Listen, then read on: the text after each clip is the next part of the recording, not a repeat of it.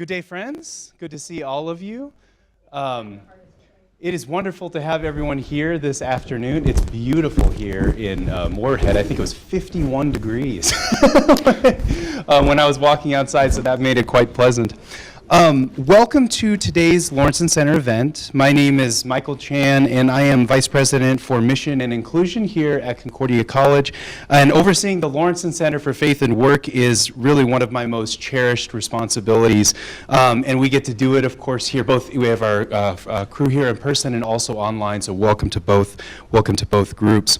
The center is designed to honor the life, work, and legacy of Norman M. Lawrenson, renowned philanthropist, former CEO of Burlington Northern, alumnus of Concordia College, and former member and chair of its Board of Regents, so a person of great import to us here at Concordia and also here in the Red River Valley. Through his life and generosity, Norm helped to build a joyful, just, and more trustworthy world, as we say in our strategic plan. And in honor of that legacy, the Lawrence Center takes up this very question: how do we build a more trustworthy world? The language of trust, of course, is a really important part of the Lutheran heritage in which Concordia is rooted and grounded. And within that tradition, human beings put their trust, of course, in a benevolent creator, in a benevolent God, who acts with mercy and compassion and justice.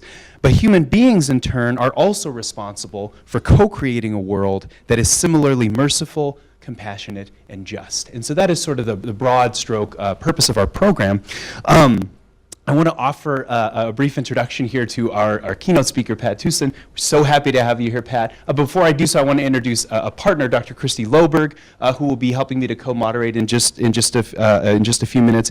And Dr. Loberg is a professor of social work here at Concordia College and also the director for the social work program here. So amazing work happening and new things coming, and so just very, very excited to have you here. And social work, of course, is such an important part of the social economic landscape right now, so you really are in the forefront of the important work that we're doing here at Concordia to make this world more joyful, just, and trustworthy. So Christy, thanks for being here.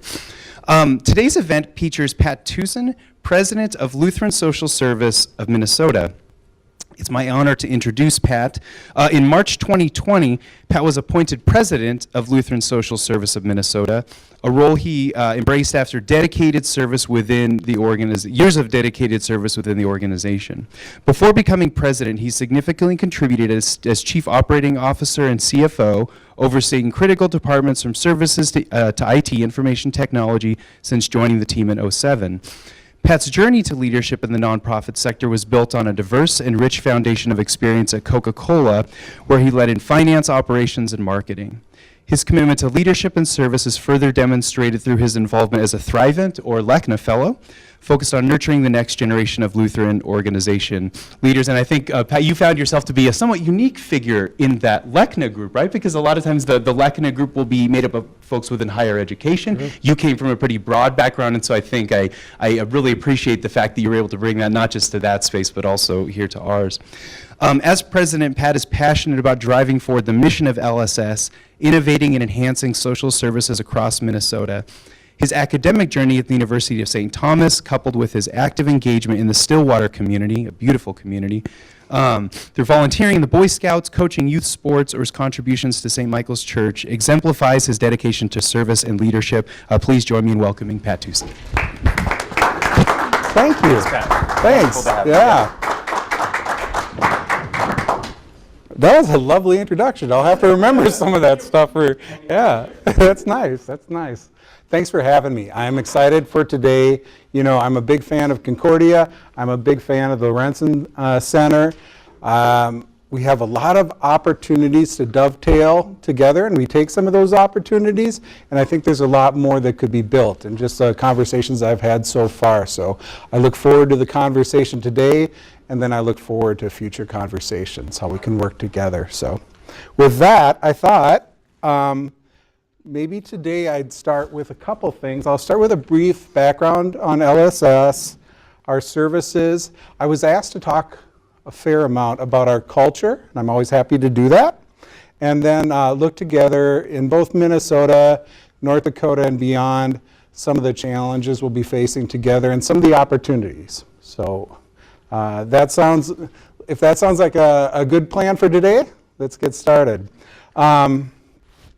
So going back, LSS was started in 1865, so what's that, about 160 years almost ago, in a small town outside of Red Wing called Thueson, Minnesota. And there's a Swedish pastor named Eric Norelius, and importantly, his wife Inga Charlotte Norelius. I believe, from the research I've seen, they were very much partners in mission, which I think is to say Inga did a lot of the work of Eric's ideas too. So they worked together in mission. But one day, Eric and Inga read about 4 children who were orphaned up in Minneapolis. And it's interesting, this is one of those moments we all have where we read about something that is just a sad story or some kind of tragedy, and we say, that's too bad. Or, we feel it, but we don't do anything about it, perhaps. They did. And so he saddled up his blind horse, which was a gift from the congregation, and I've been to Thueson. This is no easy trip in those days. He rode the horse up to Minneapolis, grabbed the 4 children, brought them back. They were raised in community in Thueson, and that's where we started. Just as an aside, the children were not Lutheran. So there's also that foreshadowing of kind of an outreach to all people. There's a little church there. If you call ahead, there's a beautiful museum that salutes various things that he founded, Eric and Inga, things like Gustavus College and beyond. So anyway, that's where we started. But we all have those little moments of, I wonder if there's something I could do about it. And that's where we trace our founding back to, is him actually doing something about it. Fast forward 160 years almost. LSS now serves 91,000 individuals and families every year. That number amazes me. And so that equates to about 1 in 63 Minnesotans. We have services in all 87 counties. And we have very important services in North Dakota as well. So this was a point of a liberating thought for me. The day I stopped thinking of LSS as an organization and began thinking of them as a movement, I found that really liberating. And we call ourselves, and it's been my experience of LSS, a movement of 25,000 people. So in that we have 2,500 employees, we have 10,000 volunteers, hugely important to everything we do, and then we have 12,500 donors, funding partners, et cetera, and partner agencies that we work with. So the idea of a movement, and that I don't think that's dissimilar from Concordia or the Lorenzen Center, is a movement. And I'll speak more about that in a minute. Our mission is to express the love of Christ for all people. We often underline that, all people, through service that inspires hope, changes lives, and builds community. We have a vision for the people we serve and support, and that is that all people have the opportunity to live and work in community with full and abundant lives. The commonalities, I think, between those two statements are important. They are important to us. All people is a real emphasis. Meeting people where they are and giving them what they need after a deep listening to what they want to accomplish and removing barriers to what they want to accomplish, but inviting them into deeper community. And so then we also have a employee vision statement that we call team member vision, and that is that LSS team members have deeply meaningful work that changes lives, the opportunity for their unique gifts to shine and grow, and abundant and balanced lives. We have a lot of team members. Well, we will eventually have team members that are watching this online. I want to really call something out. These have been particularly difficult years for professionals delivering services, frontline staff, et cetera. It's been hard on everybody. It's been hard on the people we serve and support. But I really want to emphasize these are true heroes every day. And when I look at that statement, I think we do very well on the first half with the 98% of LSS employees in a a survey that we do every other year, I'll talk about in a bit, that the Star Tribune does. 98% find their work deeply meaningful. So first half of statement, great. I worry about our self-care and our workload for direct care professionals on the second half. I heard LSS work described one time by somebody who said, LSS does very unpretty work, and that has really rung true for me. So I hope they have the opportunity. We will continue to try to provide opportunities for self-care, but for anybody who is listening, I hope you will take that to heart. So we have 25 plus lines of service, almost 30. This is a bad way to describe it probably, but I'll do it anyway. If you put them into buckets, there's 3 buckets. There's services for people with intellectual disabilities, there's services for older adults, and then there's this potpourri of services for children, youth, and family. The thing that they have in common that I would offer is there are people on the fringes of society who, for whatever reason, are not thriving. We reach out to them, practice deep listening first, and then we try to remove barriers, do skill building, whatever it is they need to live a more abundant life and achieve their dreams, importantly, in community. So I'll give some examples of that in a bit. But it's very much about moving towards self-reliance. So it sounds like, wow, almost 30 lines of service. Do you guys ever say no to anything? Well, we used to say, focus is not our forte. And I've moved away from that because I think it is pretty disciplined. And one of the disciplines we practice is one of these 3 multi-year objectives. Everything is built on this as we do our planning. And they're important to us. One time we had 10, I think, and now we've gotten it down to 3. We find these really helpful in navigating the current problems. So I'll talk more about each one, but there's the social determinants of health. We walk with people for a long time in some cases, and everyone we walk with, we have an opportunity to have better outcomes around the social determinants of health, and I'll talk more about that in a second. Prevention and early intervention, that's hugely important. The earlier we can intersect with a family or an individual before trauma or before something bad happens, that is a fantastic outcome. And so we really focus on that. And then social justice and racial equity, which I will also talk about how that plays out. Let's first take the social determinants of health, that one. And here's one way of grouping that I find helpful for the LSS services. So if you start in the lower left here, for the people we serve and support, are their neighborhoods safe? Is their housing safe? So what is the built environment like? Moving up that side, nutrition, do they have good food, access to food? We serve a lot of food insecure individuals. And then this is the one that I think is really within LSS's wheelhouse and focus, is community and social connectedness, fighting isolation. We'll talk about where we intersect with the healthcare system, education, quality education. We have some exciting things going on there about early intervention coupled with education that I'll talk about in a second, and then importantly, economic stability. So these are the social determinants of health that experts estimate account for 80% of whether somebody has wellness or not. So outside of the hospital and clinic system, these are the really primary drivers of someone's well-being or not.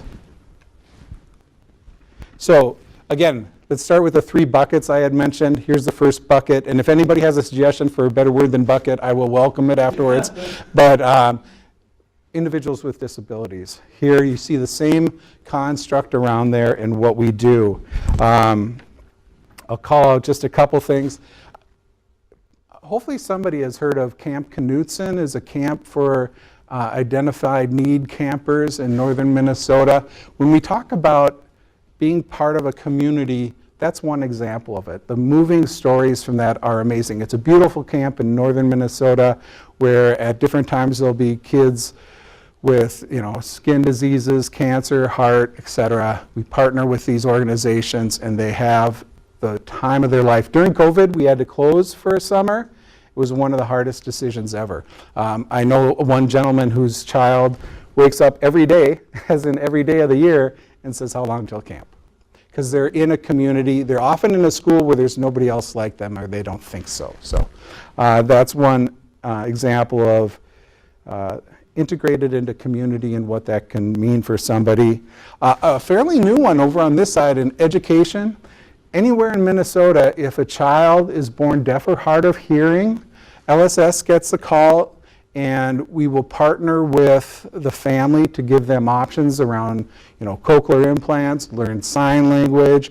If they're older kids, we'll work with them in schools to have a deaf mentor there, etc.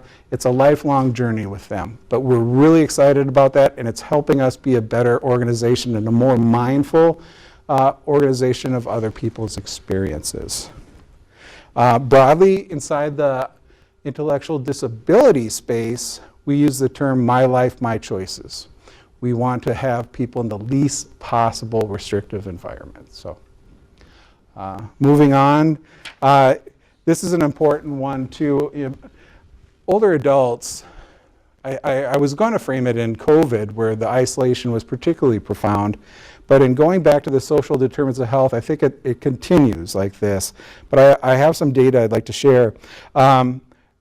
Social isolation is associated with 50% increased risk of dementia, a 30% increased risk of heart disease and stroke. Isolation among heart patients, 4 times more likely to die. 4 times more likely to have death, 70% increase of hospitalization. The impact of isolation is more profound than smoking and obesity. So that is really our wheelhouse across all our lines of service, is fighting isolation. Within this, I'll just give one example. In the meals program, LSS serves 1.8 million meals to older adults every year. And that can take in various forms, and I'll talk about some of those in a minute. So moving on to the third bucket within the, again, using this paradigm of the social determinants of health, we have children, youth, and families. I want to tell a story about some donors who came together in the Duluth area. We had a shelter there called the Bethany Crisis Shelter. And that is for families and children of families where something bad and unexpected happened. Last time I was there, 5 kids from the same family showed up. We didn't have 20 minutes, as if I was doing anything there. I happened to be there when our staff of amazing heroes leapt into action. But without any notice, we can handle them, we get them safe, situated, get them whatever mental health counseling they need, etc., get them back on their feet, work with the family. Bethany was rebuilt because of the generosity of donors inside the Duluth Northeast Synod area, and they added a wing that is a family resource side. So that's an example of moving upstream. We'll always be there when something bad happens. We'll always be there, but we would love to move upstream and provide services with families before something bad happens. All our services in this area deal with trauma-informed care. Trauma-informed care permeates everything. I'll tell a couple stories about it, and I know you know a lot about both social determinants of health and trauma-informed care, but for me, the aha moment around that is a shorthand when we were dealing with youth experiencing homelessness. We have a street outreach program in the metro area. We have shelters across the state. We serve a lot of youth experiencing homelessness. Trauma-informed care changes that conversation from what's wrong with you, that question that they've heard too many times in their life, to what happened to you and how can we start helping. So it's a major shift in social service and elsewhere. So that is how we frame things. We do a 5-year plan, we do a 3-year plan, we do a 1-year plan. This is moving more maybe into our culture, etc. But we do a 5-year plan every 3 years. The 5-year plan we call a compass. It's pretty broad, but it's specific enough to know if we're on track or not. 3-year plan we call roadmap. 1-year plan's a promise, and so we get very specific about what outcomes in these areas we're committing to, and then we hold ourselves responsible on that. And we lend ourselves to either a yes or a no. Did this get done or not? So when we look at our scorecards that we present to the board, et cetera, it's yes or no, did we accomplish this or not? I hope you appreciate, or starting to, we have lines of service that create biggest possibilities as part of their 5-year plan. And I'll talk about that in a second, but we are trying to create a culture that's very entrepreneurial. Again, we're in all 87 counties and much of North Dakota. These are people and leaders who know the problems and the opportunities in their communities best of all. We love when they come up with ideas and we raise it up and we scale it up and we track the results and see if there's something there. So everybody develops, every line of service develops the biggest possibility. I'll talk about that in a second. And then every individual has their own personal breakthrough. Biggest possibilities, here's the definition. Something that would not normally happen if we didn't act upon it, so it has to be very intentional. You're not even sure how you're going to get it done, so it has to be somewhat visionary. But if you did it, it would be amazing for the people we serve and support. And so that's what creates the visioning part of our 5-year plan. It also lends itself, again, to that entrepreneurial spirit. We want to unlock people's creativity. We don't want to hire the best and the brightest and then tell them what to do. We work together using those multi-year objectives, but we really want to emphasize the diversity of our workforce and the diversity of needs across the areas that we serve. So, it's a long way to say we try to practice name it and claim it. There's an old, what's that old saying? If you don't know where you're going, any road will take you there. We try to avoid that. We try to know where we're going. So we spend a lot of time on planning. Getting back to biggest possibilities, these are examples. I'll just speak to one, and that's in this lower right-hand corner, financial counseling. So these are, again, very quantifiable, biggest possibilities. We try to use numbers to the extent where it can lend itself to a yes or no. But financial counseling, we do financial counseling really, really well. Last time there was a big economic downturn, remember 2009 and beyond, and a lot of people were upside down on their homes, a lot of credit card debt, etc. Our counselors, 92% of the people served by LSS paid their debts in full. The industry average for that was 35%. So 92 versus, we want to do this more and more places. And so one example of that, since we're good at this, we are now working in communities, Black, Indigenous, people of color, BIPOC communities, and training the trainer kind of thing. It's called Get Lifted. So there's communities that are more likely to reach out in their own community for help than to come to us. And so we want to really emphasize that. Moving on.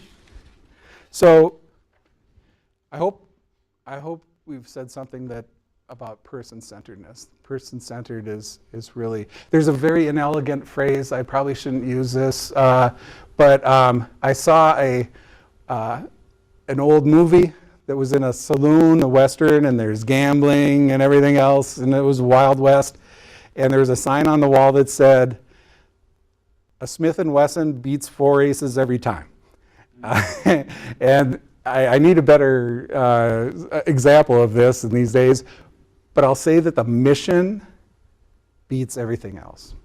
We'll try things for a long time and try to make it work and create sustainability around it and share it with other organizations. We partner with many organizations, but mission is the one thing that we can never not fulfill or go against.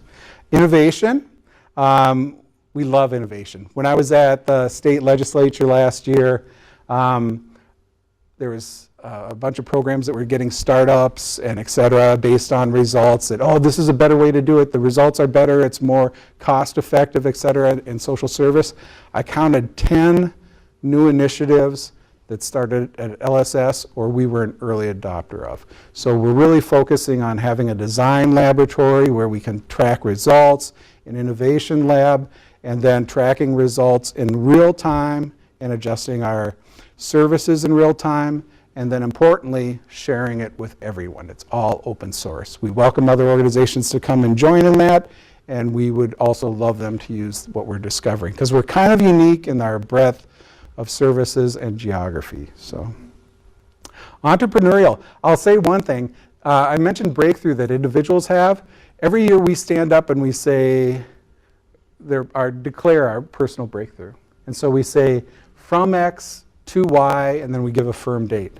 So one woman in the Brainerd area stood up, and she was a youth services worker, and she had really seen the impact of human trafficking, and she wanted to get a grant to fight that, and she stood up and said, I'm going to get a $43,000 grant for people exiting human trafficking. She got it. We scaled the results, tracked the results rather, sought more funding, told the story well to donors. Now that 43 is, and money's a bad way to measure it, but as far as impact, that's now well over $5 million. It's in every community that we do homeless youth services. It's a huge success story, and it was one person's entrepreneurial idea. Trustworthy. Well, I love Lorenzen's theme of building a more trustworthy society. Every leader at LSS has this plaque. I don't know if this will show up.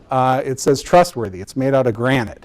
We ask that, and this one's from my desk, we ask that they turn it so that when they're on the phone or the computer, it faces inward. It's made out of granite. It's very heavy. We think it has gravitas, but if I were to drop it, it would shatter. And what we say about ourselves is, we can lose a donor. We don't like that. We can lose a great employee. We can lose a funding partner. But if we ever lose this, it's game over, and you can't get it back. So it's a reminder for us. And since Michael exemplifies this so well, I'll leave this for you, and I'll get another one. So, yeah, it's an organization that earns it. So thank you.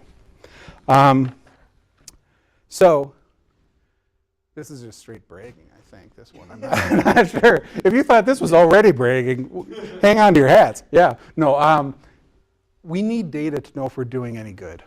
And so in the area that's a huge challenge is attracting volunteers, attracting really good teams of professionals. I'm proud to say that in the Star Tribune survey of companies, we became a top workplace in Minnesota. And it was number 38 among large organizations. And then we do an annual survey as well that's all anonymous. Both these things are anonymous, but it's a surveying of our employees. And what I wanted to point out is, other than just brag about that part, but when I brag, it's about the movement. It's nothing I do. So I'm pretty comfortable pointing out some good things happening. When you look at the top 3 scores in this survey, number 1 score was LSS is inclusive and welcoming. I love that. Our leadership reflects more diversity than the state, including our top leadership, more diversity than the people we serve and support. Very similar anyway. And we've had a lot of great leaders come up, and we'll continue to. We focus on that a lot. We would love to be known as a place where you can go and start your career or bring your career and become a leader in the nonprofit or medical or any other sector. Meaningful work. I mentioned 98% in this poll of LSS employees find their work deeply meaningful. And then the third one was LSS welcomes new ideas. So LSS has to continually reinvent itself. We're 160 years old, but we don't want to look it. So put it that way. Yeah. My favorite thing to do at LSS is to go and see the services and the teams firsthand. And so again, traveling to all 87 and across North Dakota as well. I have road stories, and it's where I really learn what's going on, and it just fills me with a lot of pride to meet the people we serve and support. I'll start with an embarrassing story. I don't know why. I'll start with an embarrassing story. I had been with LSS maybe a couple weeks, and I was in accounting and finance. And I wanted this practice. So I went out to a staff meeting. It might have been in St. Cloud, I don't know. And there was over 100 managers there. And they welcomed me, I was brand new. And they said, before we hear from him, we like to start with a mission moment. So they started rattling off these stories. And the first one was a 22-year-old kid who was in a almost vegetative state in an older adult facility that they somehow came to know about, got him into one of our traumatic brain injury homes, and over 2 years, adjusted medications, worked with him, etc. And they said, last week, Jeffrey got his first job. I mean, that's not typical, but it's the story that's getting told before I have to go. And so really amazing. So he was working at Cub Foods. And then the next person was somebody stood up and told the story of Henry. Henry came from another institutional setting to one of our homes, and he was doing well. It was another thing where you wean him off this drug or that drug and get him right. And then, but he was thriving.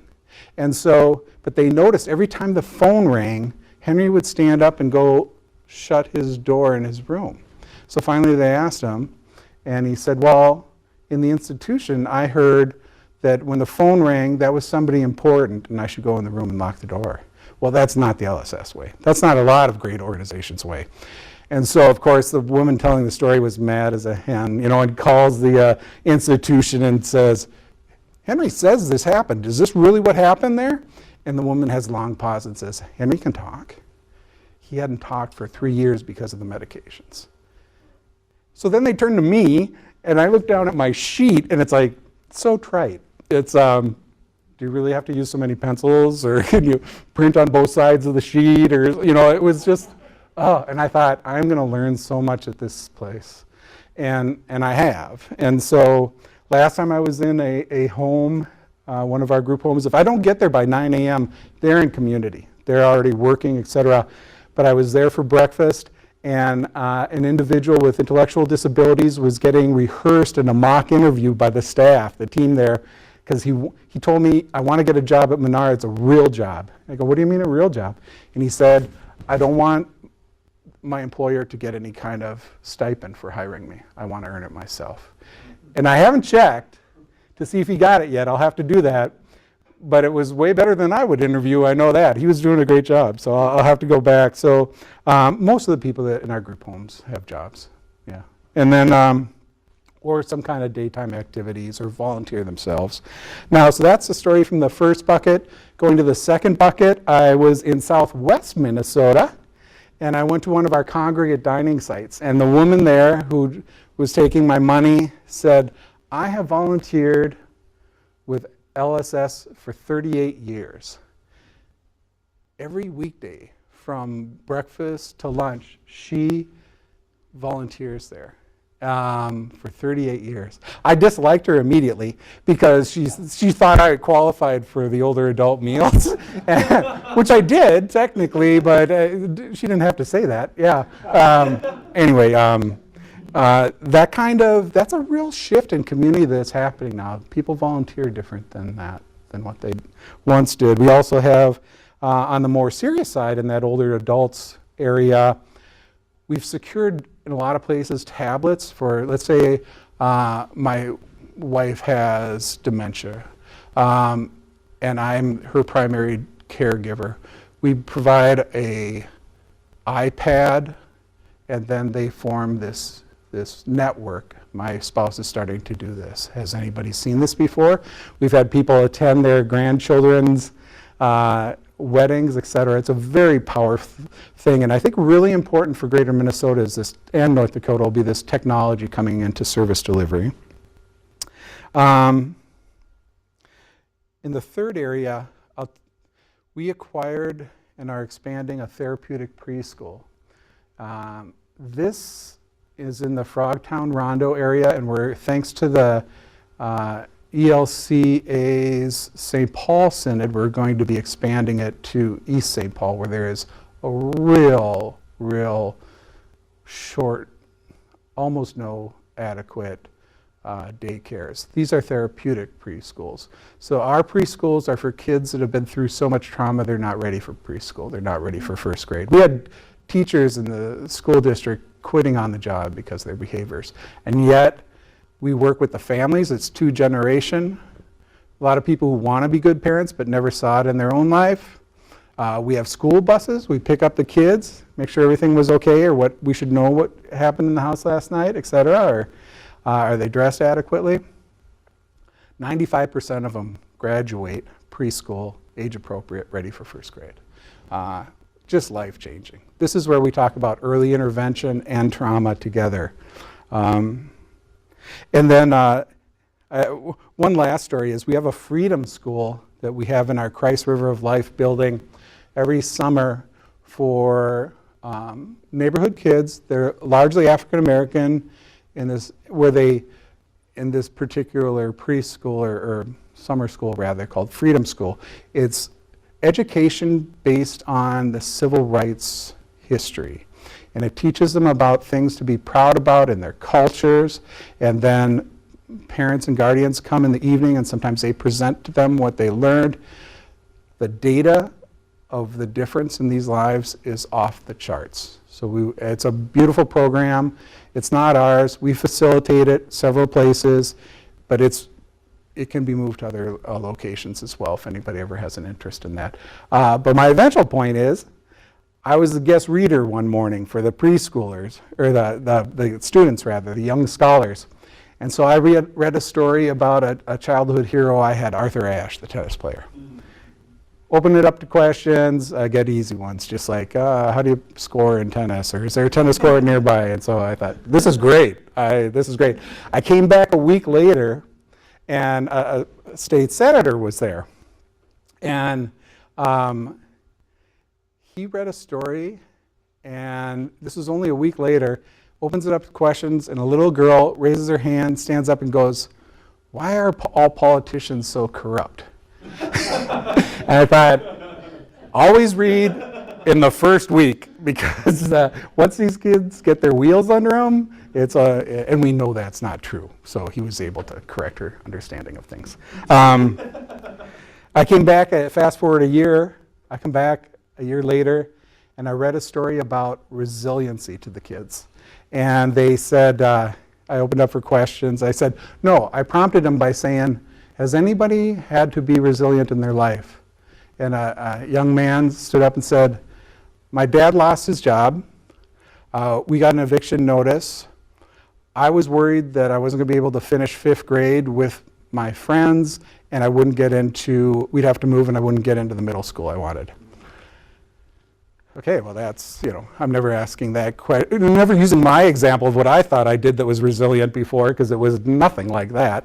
And then he said, but my dad got a job, we weren't evicted, and now I'm starting school next year with my friends at middle school.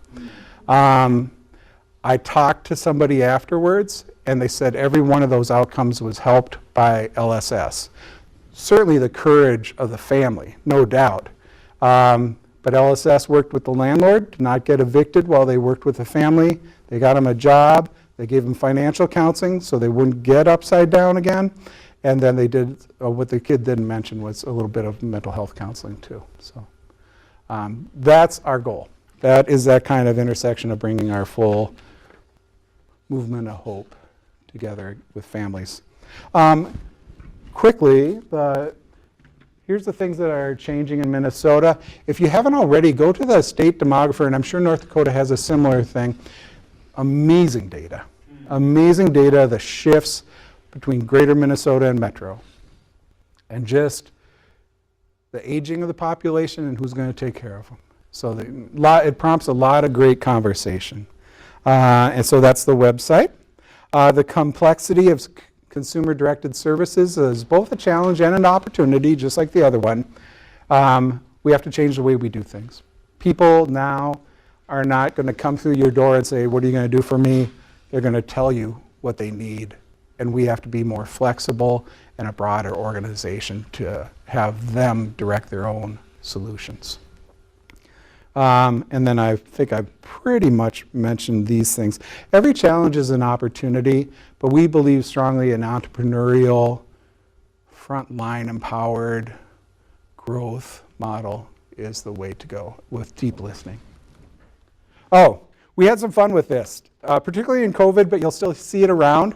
We have a phrase called be the buffalo. So there's cows and there's buffaloes. When a storm is coming across the plains, a cow will run away. The buffalo, which is of course a very noble animal, will run towards the storm when it sees it coming. The cows, by running away, make the storm last longer because they're running the same direction as the storm. The buffalo makes the storm last less amount of time because they run towards it. What I've appreciated about our conversations at Concordia and Lorenzen, and then our conversations at across LSS, we say, be the buffalo. Don't run away from problems, you gotta address them. It's better to address them early through early intervention, or just don't kid yourself, and just much like Eric and Inga, take it upon yourself to do something about what you read about. So I'm blessed to be in an organization, a movement of 25,000 buffaloes. So thank you. With that, I'd welcome any questions or comments. Pat, thank you so Advice? much. No, this is great. Give us just a moment. We're going to convert the front area here to seating, and then we're going to have a brief conversation.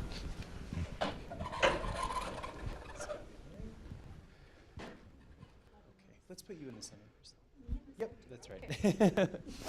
Thank you. Thank you. And I'm going to be, for those of our colleagues online, I'll be monitoring questions there as well. So you'll see me with my laptop right here looking at the chat.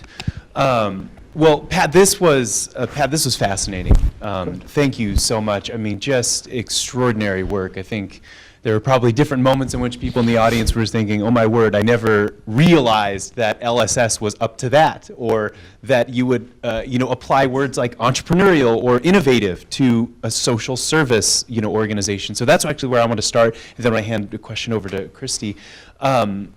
So innovation has been a really important part of what you've been trying to do, Pat, and I think this is stereotypically people don't associate, I think, social services with words like innovation or entrepreneurial, and that's not because they're right, it's just because that's the stereotype. Talk a little bit about what that looks like for you, what that looked like for you at the beginning of your work, and how you began to initiate that process or began to initiate some of those trends, or at least carry them forward, maybe is a better way to say it. Yeah. Sure, thanks. I think LSS, I've got one, I think, yeah. LSS has always had innovation as a center point for what they do, as do a lot of other organizations, by the way. I use LSS because it's the construct I know best, but we partner with amazing organizations and government entities. Minnesota and North Dakota have any number of wonderful partners that are forward-looking, so I don't want to make it purely about LSS. What we're most excited about is that person-centered approach and the use of data. So we are seeking and developing an innovation center and an incubator lab where now commonly in our sector there'll be wonderful studies with some organizations that we partner with, universities and other think tanks, et cetera, and they do a study and they have results. Those take a while, sometimes 3 years or whatever the study is, and then we have to find out about them, and then we have to hold it up against our lived experience of being a provider. What we envision is a research facility that actually does the work in all 87 counties and beyond, in all these 30 different places that we touch and change lives. So we call it a closed loop, where we would make real-time adjustments and say, hey, this is starting to work, and well, this one's really not getting the same return. And so we would track pilots, of which all our lines of service create pilots, and track results, scale them up using data to confirm that, yeah, this is the most effective way to change lives, and to reduce dependency, create greater self-sufficiency in the people we serve and support. So we call it a closed loop, where we'll be making programmatic changes in real time based on what we find. So a closed loop, but it's open source. There's no propriety around this at all. We share it with anybody, and anybody who wants to add data to it, we welcome that. Sure. So sorry about that. the language of open source really comes from, sort of tech type space. Yeah. At least where I first heard it. Talk about the analogy there. Like, what does it look like to have open source? Would you say it's programming or processes? How would you describe what is what's actually open to view? We partner with a lot of organizations. For example, healthcare. We have a program where we will go into somebody's home upon discharge from the hospital for that 28 days, visit them twice, call them twice, make sure their home is set up correctly, how they're doing, do they know which medications to take if they're older adult or somebody with intellectual disabilities. We do all that. We can see that it cuts readmission rates down to about 3%. It's really amazing. Cost to the whole care organization. It's just fantastic results. If we had the data to show what that saves, in some areas we estimate it's 80% to the medical system and to everybody. If we have that data, we can do more of it, we can share it. We can share it across our professional organizations across all of America. We have Lutheran Services in America that would, a lot of innovative thinkers there too. Yeah. Thank you for your presentation. I have many thoughts going through my head, but I want to make a comment first and then a question, and just an acknowledgement that my field of social work grew out of religious charitable organizations like LSS, and so as you were talking about the early history, we definitely have a lot of shared history, shared mission, and I appreciate kind of the early review of that.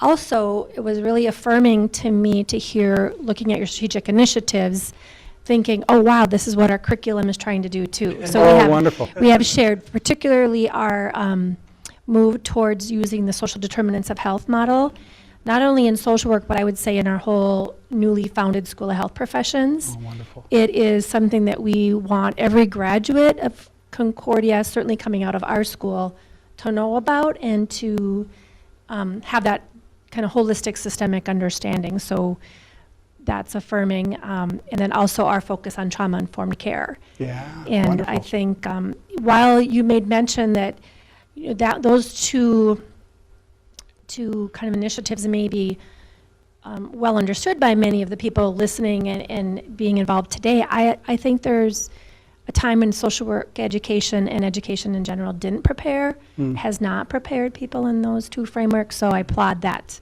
Thank And you. we're trying to do the same here in our program. In fact, my 100 level class is reading the book, What Happened to You?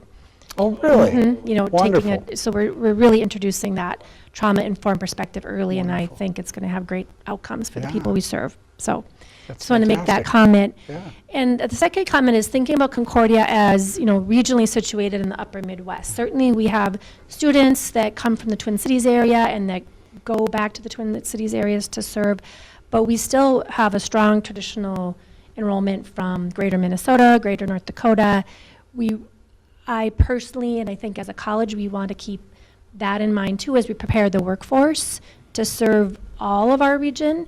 And so my question is, in your road tour, I forgot what you called it, just a kind of there's been a lot of change to 2020 since you've been in the role. True. And question about, as we prepare the workforce, what do you think are some, I guess, unique opportunities, thinking about the greater Minnesota portion of your work, unique opportunities there and possibly unique challenges? Yeah. I believe there'll be more and more technology used within social service delivery. I spoke a lot about how we will track results and design in real time increasingly. But the people who are working in direct care will be really expert in technology and the use of that. And so our biggest challenge, and my biggest challenge forever, because most of our services are outside of the metro area. Not disproportionately so, but if we just did a 50-50, it would be more so outside of the metro area. our struggles in volunteerism is going to be it's a real seismic change in how people volunteer. So I think professionals, delivering things professional, will just have to be much more tech savvy, utilize tech. They'll probably have a broader geographic area. They'll probably be part of a service hub. Whereas now we have a lot of things. I think hubs will create synergies where all services will be delivered. So it'll just evolve. But we're very committed to Greater Minnesota. It's like you, it's part of our faith. Right. You know. Yeah. Right. Yeah.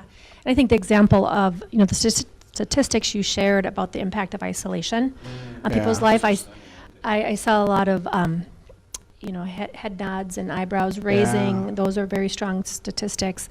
But I think it was a really good example of how you're using data around that to inform your services, what you do then, and how we can use technology in a different way to break down the isolation and to use iPads and things like that to build community differently than we used to. Yeah, you reminded me of something really important too, is frontline staff I would encourage them to find a place that listens to them and views them as leaders.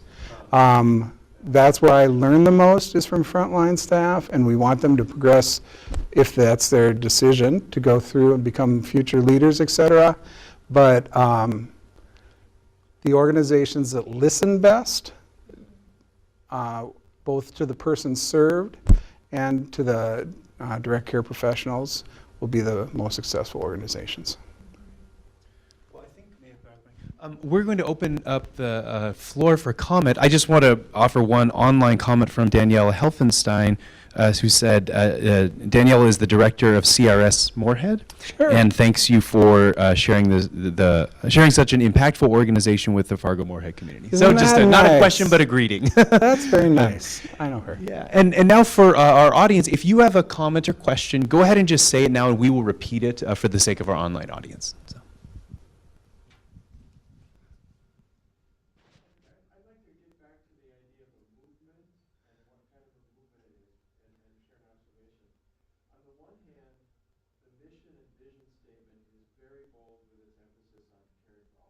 Yeah. I also am very impressed by the way in which LSS is able to navigate polarized times and behave in ways that don't strike me as partisan. And they said that I saw that at the gala, the language we use. I'm just wondering, given again the differences across Minnesota between urban and rural and so on, can you talk to us about the success of LSS to create a vision that is inclusive of people that want to join? Like in a world where we need everybody. Yeah. We need volunteers, we need people of goodwill who in some respects may disagree about some of the services that we offer or that have a different vision, but it's this turn to prevention is very profound as well as caring for the immediate needs of the neighbor.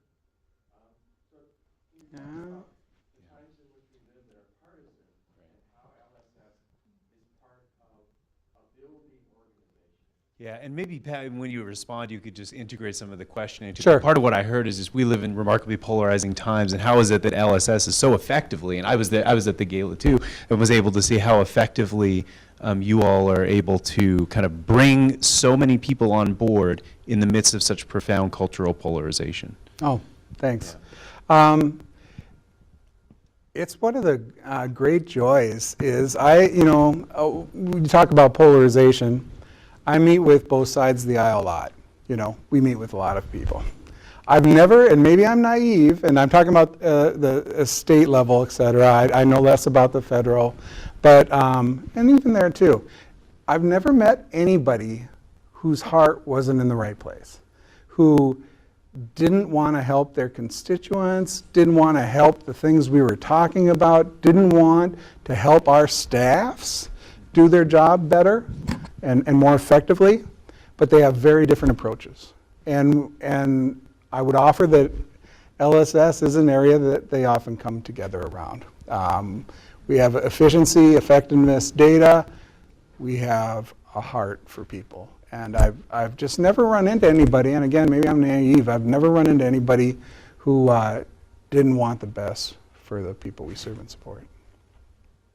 Thanks for that. Other comments or questions from you, Dr. Loberg? Anything to add?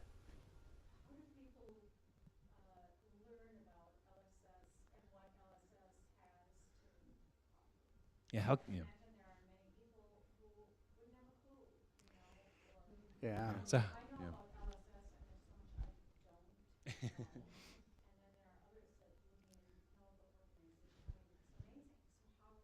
Yeah. how do people learn about that, Pat?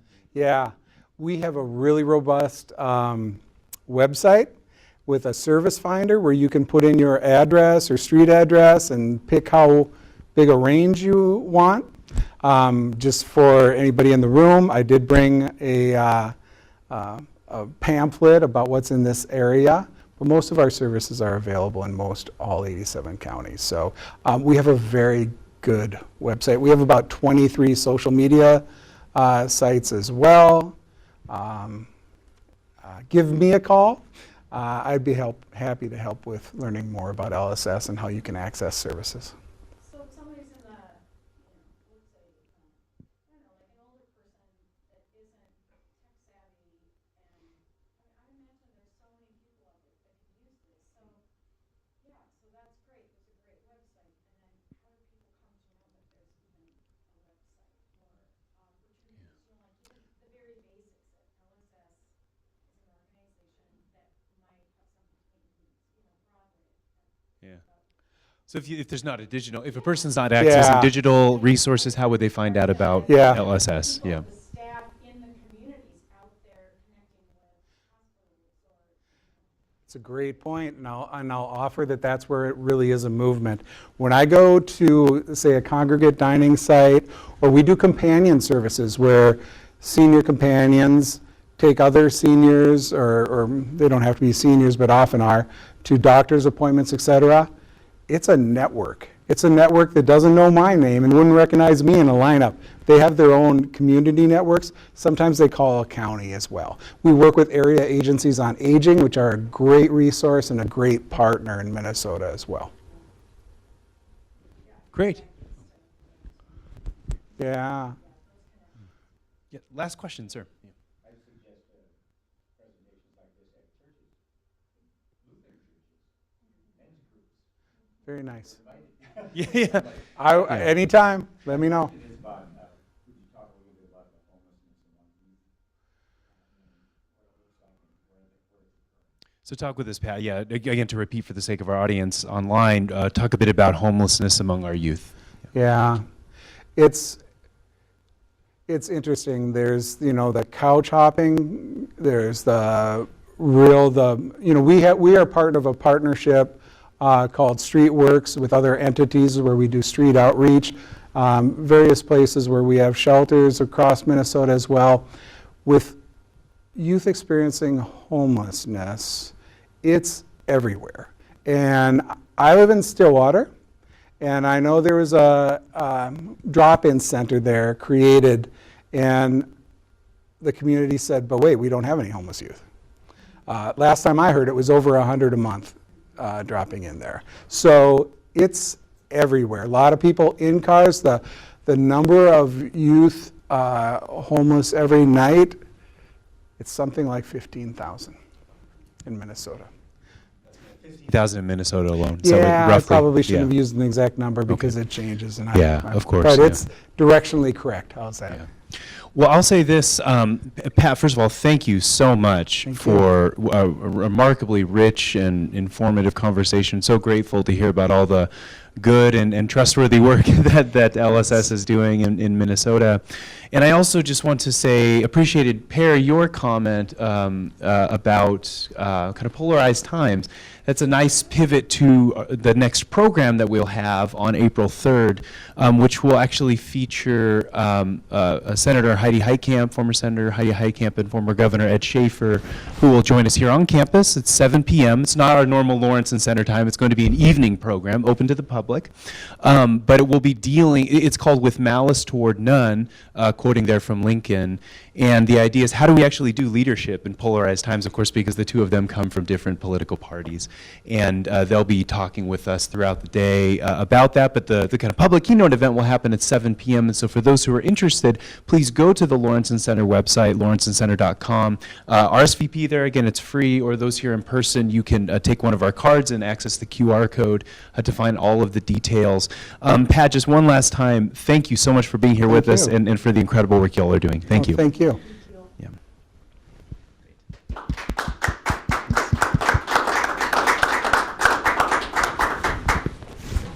Thank you, Pat. Thank you so much. Oh, good. I hope it worked out okay.